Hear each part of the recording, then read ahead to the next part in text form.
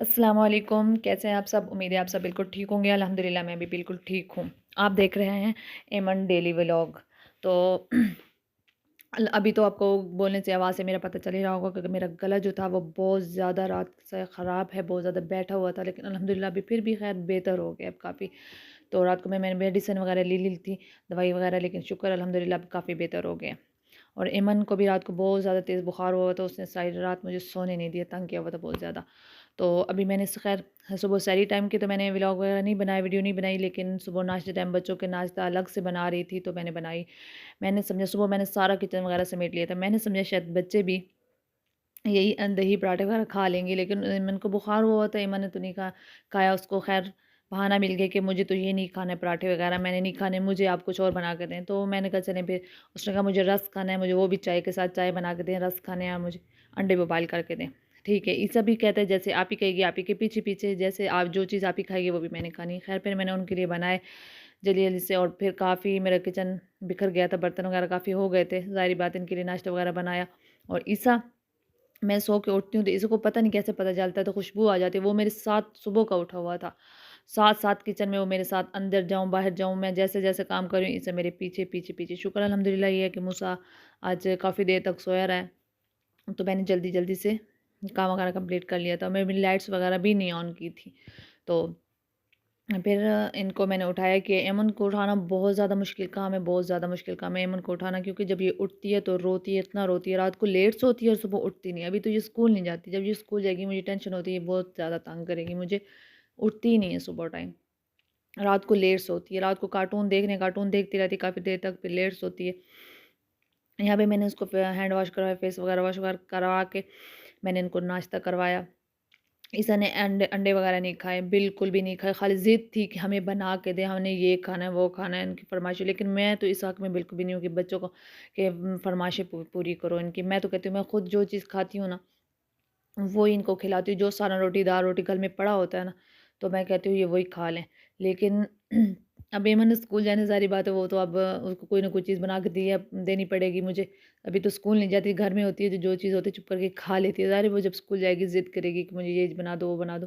खैर बना देती हूँ, लेकिन इतनी भी नहीं कि अब बच्चों के लिए खैर फिर अलग से बनानी पड़ती हैं। एमन के लिए अलग से, फिर ईसा के लिए अलग से। ईसा जो एमन जो खाती है खैर ईसा भी वही करता है, लेकिन बच्चों के 100 होते हैं मसाला। एक बच्चे को एक चीज़ नहीं पसंद, दूसरे को दूसरी नहीं पसंद।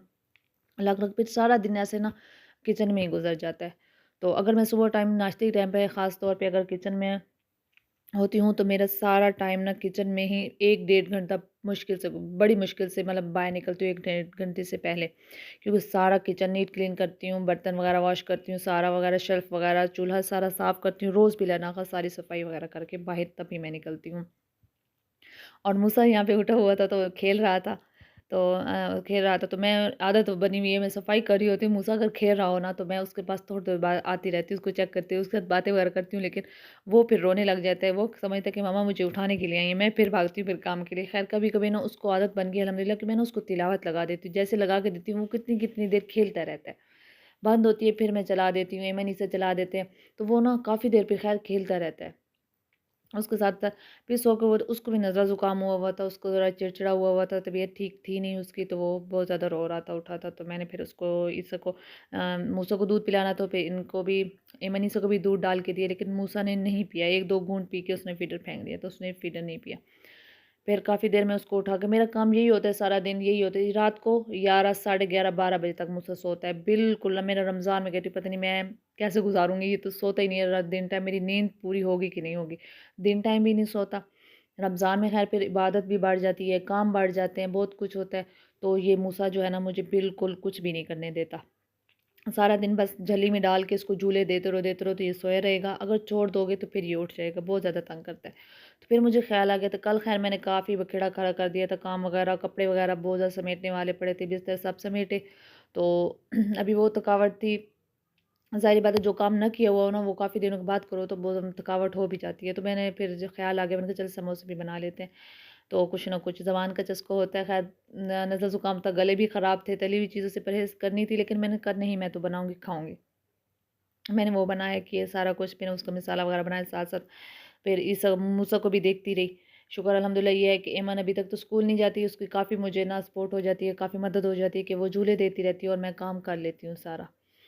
तो मुझे ये भी टेंशन रहती है कि ईमन स्कूल चली जाएगी तो मुझे मेरे लिए तो मुश्किल हो जाएगा कि मूसा जो है तो बिल्कुल भी नहीं सोता, बहुत ज़्यादा तंग करता है।